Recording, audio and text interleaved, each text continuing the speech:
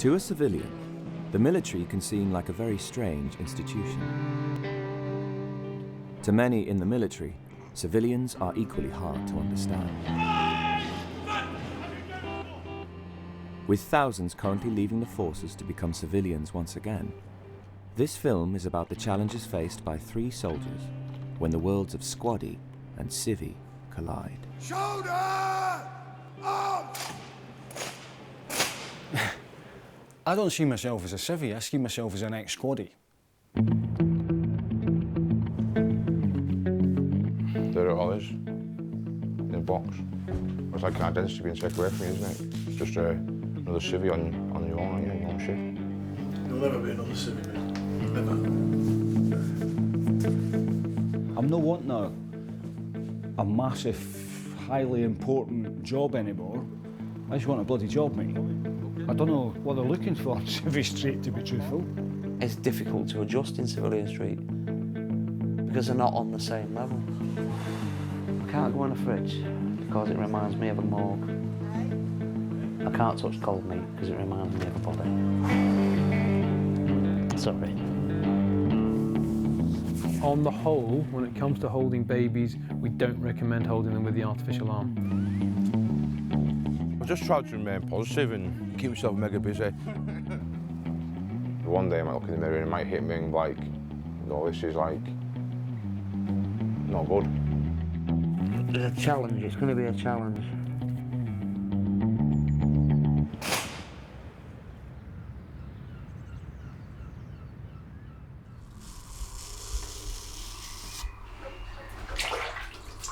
I can't wait to stop shaving every single day. I'm putting on weight already. I'm not even left yet. After 22 years, Staff Sergeant Paul Wilkie's army contract is at an end. This evening, he will attend the last official function of his career. This is like the last dinner. It's not sunk in at all, really. I'm not scared of leaving the army or anything like that. I'm not worried. At the moment, I'm not worried. There's loads of jobs out there. There's hundreds of jobs out there. I just don't know what to do with myself. In the 80s, when I left school, there wasn't much work, really, to be truthful. So I decided to join the army. In a way, the instructors wanted to see if you could hack it. Throughout the weeks, guys were packing it in and just couldn't handle it. The change at the end of them months training, it was amazing. You felt like you were a soldier. You were a soldier. It makes you. It really does make you. I don't know what else to do. You don't think when you're a young kid. You think it is an adventure, but you don't think you'll see horrible things with neighbours killing each other and stuff. And, you know what I mean? You just don't think that far ahead, really. Wearing uniform's been a massive part of my life for the last 22 years. Quite a few uniforms. But yeah, this is the last time ever. Good riddance to it. I know that Paul's standing there saying, yeah, good riddance, and all this. I've been through what Paul's going through now 4 years ago, and I think it does dawn on you, actually, when you stand there, your life isn't the same again. I'm not saying it's any worse, but it's not the same again. You think I'm going to cry? I didn't cry, though. Just because I wear a pink tie. I've only put that on for the RAF.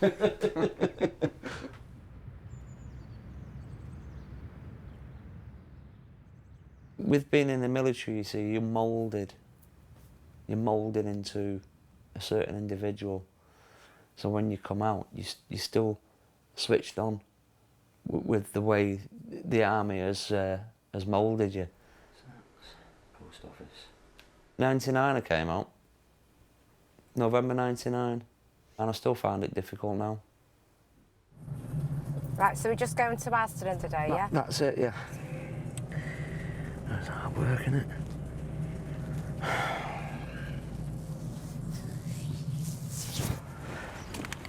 Dave's daily life is shaped by both mental and physical distress, linked to his time in the Gulf War. Hold on.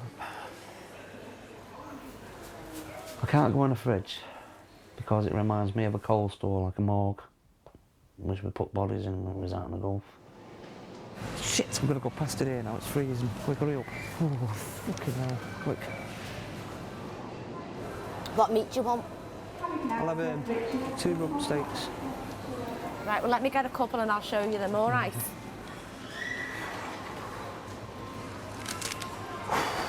I can't touch cold meat because it reminds me of a body.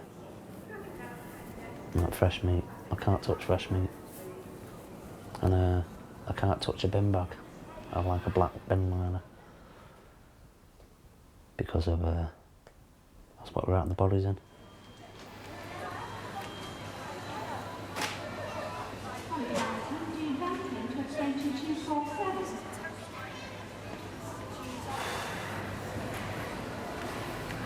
That one's 342 and that one's 280. Yeah, throw 'em in Yeah. quick.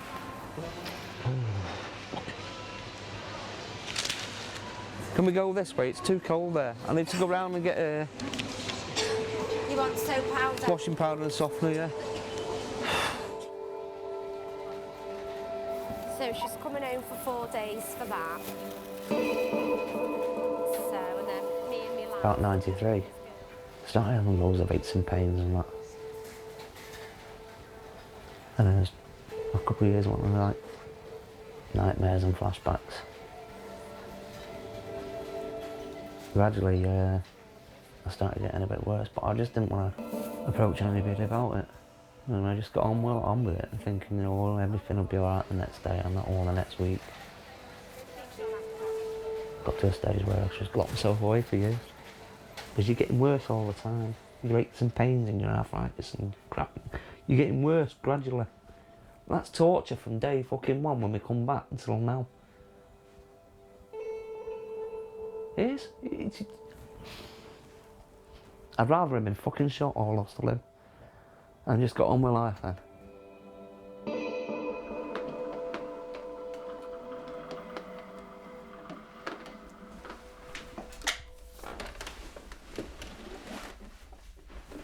Corporal Andy Reid will leave the army in 3 months' time. His transition into civilian life has its own immediate challenges. I've not been to an NHS place yet, so I don't know what they're like. Once July comes and I'm out the army, it's going to be quite daunting going into civilian street thinking, am I going to get actually what I need?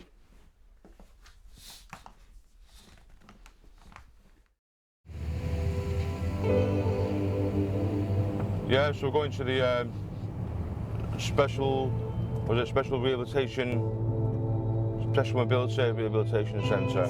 Just try that again. Specialist Mobility Rehabilitation Centre. Specialist Mobility Rehabilitation Centre, yeah. Throughout his rehabilitation, Mr. Reid has shown significant mental fortitude considering the nature of his injuries. His home life has been stable and him and his partner are awaiting the birth of their baby boy later on this year. On a personal note, Mr. Reid has been one of my most impressive patients and has shown amazing drive during his rehabilitation. I'm happy that he is as prepared as we can make him, while taking into the fact that he is keen to get on with the rest of his life outside the military now. That's really nice, isn't it? Yeah, nice letter, yeah. I know that I've read through a lot of your notes, Andy, but I'm still going to ask you quite a few questions. Yeah. Last clinic entry note from Headley Court was they were showing you how to change nappies and things. Yeah, we went through changing nappies, putting clothes on, a little doll, making a formula, and then transferring like from the cot to like a plinth for changing. So we went through a lot of that. I'd like to go through some more of that. There's not a chance when I'm 60 I'm going to be walking around on my legs. So I think that's why I'm trying to keep busy and cram a lot of things in, thinking it's only I've only got a certain limited time. With the hand, like yesterday, obviously you can't feel what pressure you're putting on things. So I grabbed a bottle of water yesterday and it just goes, it's a deaf and water went everywhere. You know, if that was something like the baby, you know, that could have other implications, couldn't it? So I'd like to do a bit more work. On the whole, when it comes to holding babies, we don't recommend holding them with the artificial arm because they can malfunction, and if anything, it's just not thinkable. Yeah. Something is unthinkable. Yeah, but I want to be as old as I can in the baby's upbringing and care. And oh, there's loads. Don't worry. I've got 3 kids. There's loads for you. Unless you really say I can't get up at midnight to feed the baby, then obviously we'll have to go with whatever the son says. We can talk about that. We can reach some deal about that later on. The baby's come at just perfectly the right time, I think, of leaving the army. If you don't have anything else to focus on, then it would be more difficult, but I think having the baby to focus on has been really good. I'm going to tell you the first line of an address. I'd like you to repeat it out aloud to us 3 times and then try and remember it, because I'm going to ask you to remember it to me in a few minutes' time. 42 West Street. 42 West Street. 42 West Street. 42 West Street. What was the name of that street? I'm not telling you. What was the name of it? I'm not telling you what the name of it is. Main Street. Went Main Street. That's like really one-on-one care, isn't it? You know, really close on care. Well, it's hard not to say sir, isn't it? Doctor, yeah. I can't remember his name. I can't remember the name of that street neither. 52. What was it? 42 West. 42 West Street. Right. That's how not he comes in. It's not painful for touch. I can No, it's okay. Yeah. I don't like to see myself in the mirror if I'm in my chair and I haven't got my legs on. One day I might look in the mirror and it might hit me and be like, fucking hell, no, this is like not good. Yeah, there's been moments when I have cried. You know, I am human at the end of the day, but I do try and like the English stiff upper lip and just get on with it and put it to the back of my mind. I mean, everybody deals with things their own way. I keep it locked up and I don't talk about it to anybody, really. There's a lot of people out there that do not understand. So it's hard, it's difficult to talk to people out on the street about it. Little things make you think about it, but you just... As long as I keep it locked up, it's not bothering me, it's not bothering anybody else. I'll just crack on as best I can, so...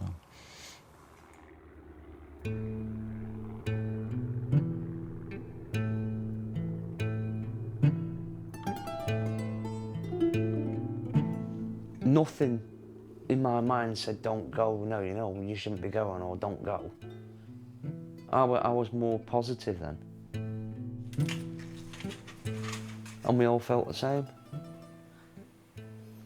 We just upped and went out as a small unit into Iraq with 4th Armoured Brigade.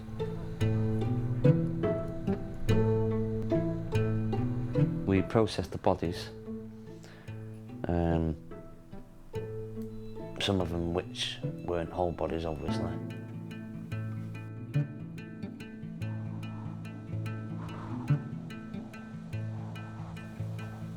Then somebody else had got killed. Then somebody else got killed.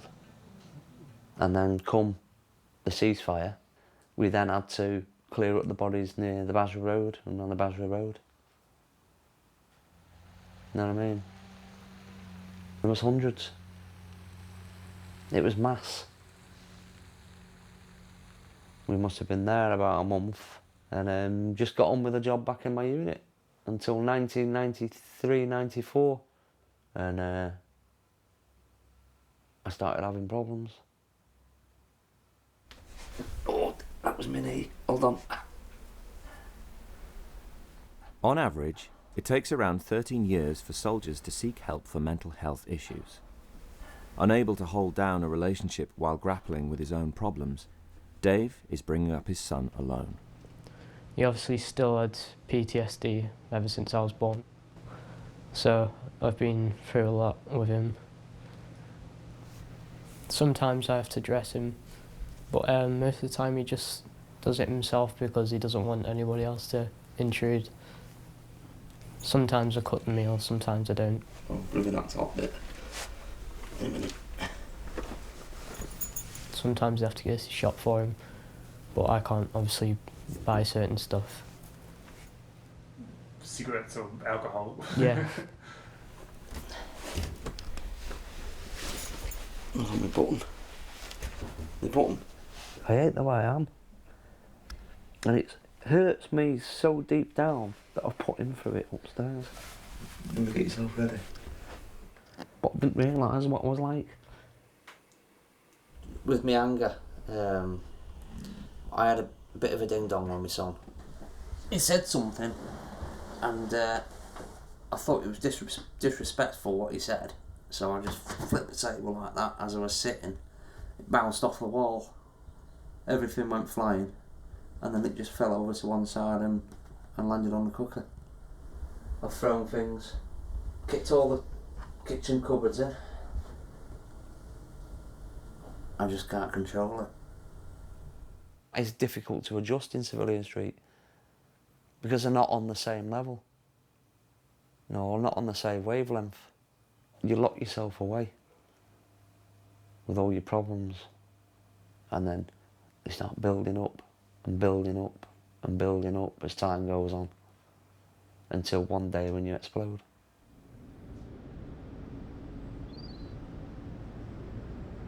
Renal care assistant. Why are they sending me that? Class teacher, Oakbank Primary School. Probably not quite about that. No. Senior open pit mine geologist. The thing is, that'll be Perth, Australia. That's the stupid thing about it. They get it mixed up. Well, basically, I've just been going for jobs, job after job after job after job, and I've been getting nothing. Nothing. I don't know what they're looking for on Civvy Street, to be truthful. It's friggin' Australia as well. Well, it's 15 mile away from Perth. Perth, Scotland, you fannies. Clinical psychologists. Know what they do. They're on good money, whatever it is. I'm going for jobs that I would not usually go for. And I'm not getting them. Like, I went for a job with Halfords. How hard can that be? Woman comes in to buy a bulb for her car, fit her bulb. Last 10 years, I'll fill that bit in, what I've been doing. I was at a bomb disposal unit. You know what I mean? Before that, I was at Chatham as an instructor. It goes back like that, and I can see the guy reading this and thinking, what was he wanting to work in Halfords for, fitting light bulbs? But I went for a job with Asda the other day. The guy shook my hand and everything, he was really nice. He says, I'd give you this job today, but because of all your qualifications you've got, they're amazing, and I can't understand why you're going for a .com driver. I said, well, I'm not wanting a massive, highly important job anymore. I just want a bloody job, mate.